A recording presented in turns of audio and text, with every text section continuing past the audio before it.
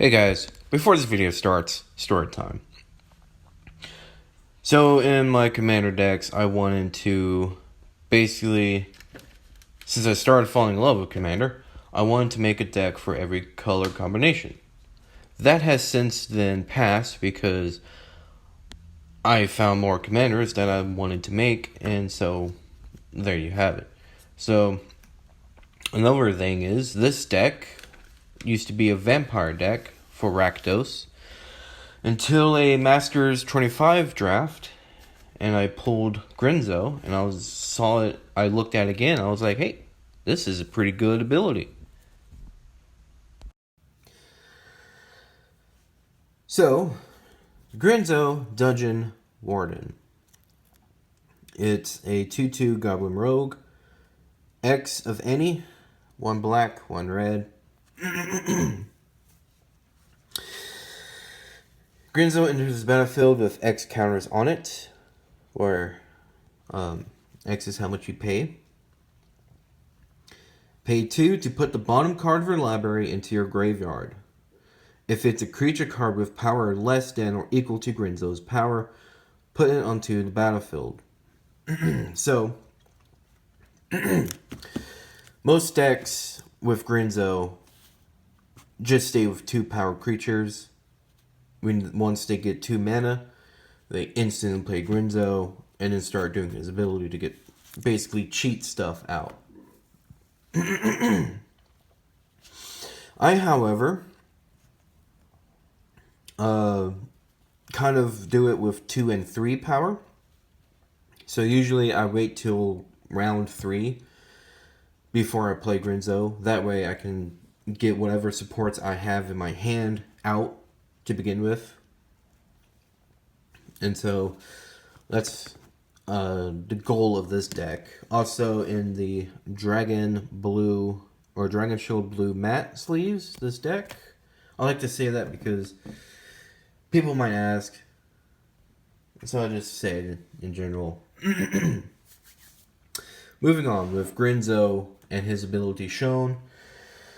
This is a creature heavy deck. I only have 29 lands in this deck. I have 5 swamp and 8 mountain for basic land. Utilities, I do have a Arcane Lighthouse, just so they lose Hexproof and Shroud in case my spells or my creatures entering, I can target their creatures, Baron more. Which I have a new card to transfer this proxy out, so that'd be good. Blighted Finn. Sacrifice Blighted Finn. Target opponent sacrifices a creature. Pretty good. Just to make people annoyed. Canyon Slow, however you say it. Command Tower, Dragon Skull Summit. Wilds. I have Forge of Heroes in here just to make Grenzo bigger as well. Because not all my creatures are power 3 or 2. There's some big creatures in here as well, because you need some bombs. Fountain Cave, Ghost Quarter, to search your library for some land search. Again, Opal Palace, same reason for Forge of Heroes. Rakdos, Smoldering Marsh. Temple of Melis, to get some scry, get maybe a creature out into my library on the bottom. Temple of False God.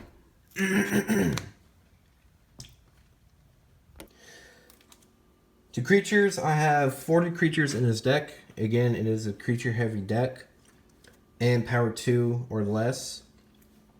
But with my deck, 3 or less. I also have a small opponent discard theme going on with my creatures. So, Blood Artist. I mean, pretty good. Here's a card. It's always going to be, hopefully, at the bottom of my library when it's cast. That way it's not cast from my hand, and it will be a 4/4 because it enters with 3 if it wasn't cast from my hand. And then you can suspend it as well towards the end. Immolation Shaman, just good to annoy people. And it only targets opponents. Iron Mirror, help with mana. Pathmaker, Initiative. Yeah. I mean, 2 or less, I will have a lot of that. I'm going to set this aside. You'll find out later. Drana, Liberator, just deals combat damage. It gets bigger. Gunthorn for card draw. Here's one of my discard creatures. When opponents are dealt damage by this creature, they discard a card at random from their hand. Judith, to help my small creatures get bigger, mainly in power. And a non-token creature dies, it deals 1 damage to any target. A great card I just recently added, Murderous Rider. Murderous Rider is great. Swift End, destroy a target creature or planeswalker, so it's removal. And then once it's played from Adventure, it's also a lifelink, so I could get some life. When it dies, put it on the bottom of owner's library. So this is just constantly going to the library, coming back out, going to the library, coming back out. Kind of an infinite combo. Another mirror for land, or mana, I mean. Playcrafter, each player sacrifices a creature.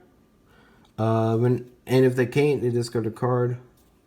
When he gets played, I usually just sacrifice him immediately. Priest of Gix, 3 mana when it enters in black color. Then I have the one in red.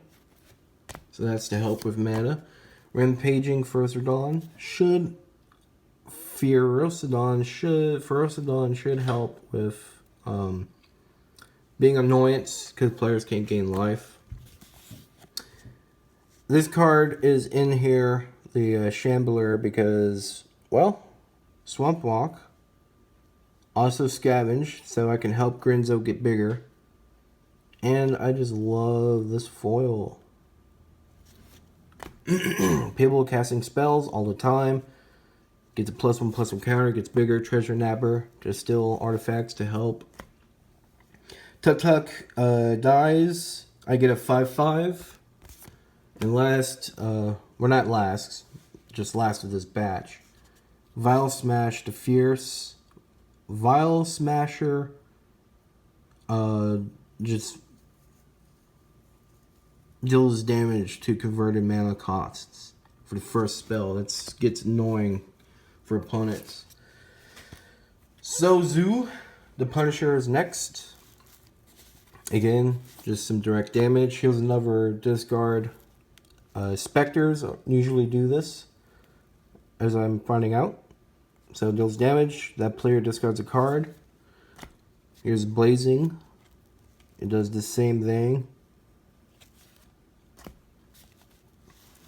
Here's a new one from the Commander set. Discard, graveyard this turn. So I can cast spells from my graveyard. And a non-token creature enters. If it wasn't cast from my hand, it gains haste. Cryptghast. Here is Fell Spectre. Fell Spectre was added just for the whenever opponent discards a card, they lose 2 life. Junk is great because I get to put target creature from my graveyard on bottom of my library. Necrotal, interiors destroy, removal.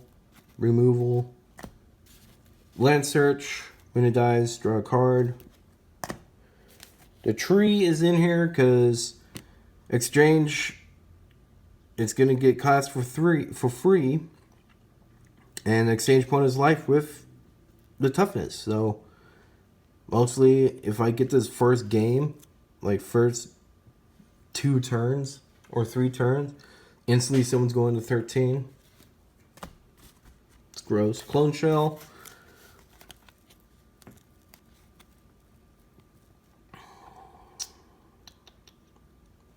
I get to imprint a creature, hopefully one of my big ones. Golem. Golem is in here again, like the junk. Target card from a graveyard on bottom of the library. Here's a insane combo. Master of Cruelties is in here. 1/4, first strike, death touch. It can only attack alone. So whenever Cruelties attacks, player isn't blocked. That player's life becomes 1. Then hopefully, well, next turn I can end them most likely. But that's also why Pathmaker is in here. 2 or less, can't be blocked. Master Cruelties. So that's why I set that aside. Shriek Maw. Removal. Soul Collector. A great card. Because when damage is dealt to a creature and it's put into the graveyard. So hopefully I can kill a power 3 creature. Or toughness 3 that has like insane power. Is what I meant to say. I can gain control of that creature once it dies. Duplicate, pretty self-explanatory. Harvest of Souls, they need a 5/5, Death Touch, and a card draw. Here's a flyer for 4. 3 less. Returning from graveyard.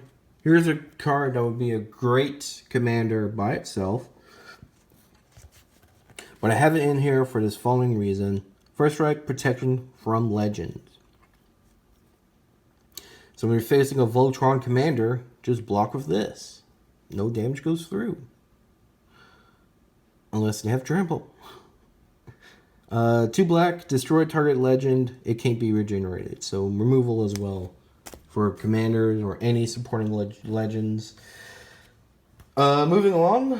1 planeswalker. I have a lot of small creatures, so creatures you control have menace, and I can amass if I want to. Now we're going into enchantments. Like I said, most my big creatures I need for this deck will hit the graveyard, probably stay there, unless I have ways around it. So 7 enchantments, Animate Dead, which is also from any graveyard. So if I'm able to kill with Chupacabra or one of those, a big creature, I just play this, gain that creature for myself. Or save one of my creatures, Dance of the Dead. Again, from any graveyard, put it on my control. This is to prevent enchantment decks, or enchantments in general. Target enchantment deals damage equal to its converted mana cost to its controller, unless that player sacrifices it. So, Goblin War Drums, I believe. With this old one, it's basically just creatures gain menace. Necromancy, again, return card from a graveyard. Pain, Magnification.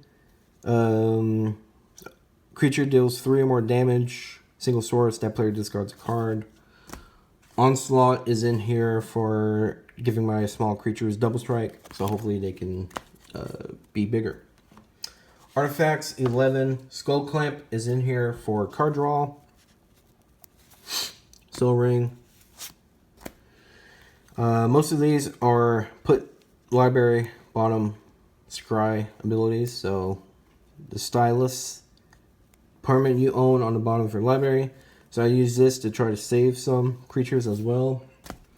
Boots to protect Grenzo from targeting. Crystal Ball. Pay 1 to scry 2. So I can hopefully put 2 creatures on the bottom of my library and control the order. Heartstone, cost of creature ability requiring an activation cost is reduced by 1. So instead of 2, it would be 1 to do Grenzo's ability. I prefer the Clue Stone in this deck. Lockets came out. I thought about putting one in, but I mainly have Clue Stone in here for card draw. Sears Lantern, again, another scry ability. Endless Rest. Vessel of Endless Rest. Enters target card from graveyard on bottom of my library. Archive is in here for mana and draw cards if I need to. Puzzle box is in here to control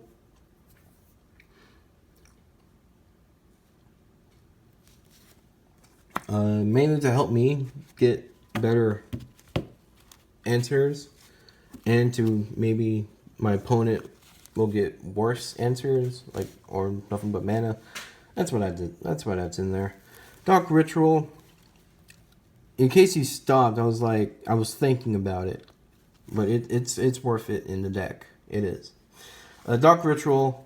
Pay 1 black, get 3 black. Looting, card draw, raise dead to help get my creatures back to my hand. Mainly for my big ones. Card search, black creature. Tormented Voice, card draw. Kogan's Command. A terrible, terrible proxy. I apologize for that, guys, but this card is like $30 right now. Or 20. I can't remember. But you choose 2. Target player discards a card. Return target creature card from your graveyard to your hand. Destroy target artifact. So it's a lot of things. Last one standing. You saw that one in Dragon. That's why I have a proxy, because I have one original.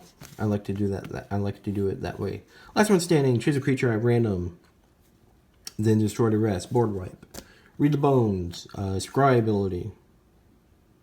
And then card draw. Tutor to search library. Search library. Increasing ambition.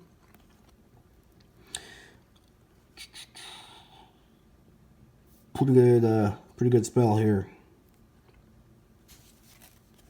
You can pause it. That's why I'm not explaining it, because that's a lot to read. I want to move on. Destructive Force. Each player sacrifices 5 lands. This deals 5 damage to each creature. So a board wipe as well. And land wipe.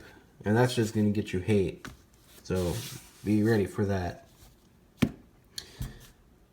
That concludes my deck tech for Grenzo. Yeah, small creatures, cheat them out for cheap for just 2. If that artifact is out for 1. And he doesn't tap to do that. So some turns you could just start paying like crazy amounts of mana and get like 3 or 4 creatures out at a time. That's happened once. So, yeah. Like, comment, subscribe for more videos.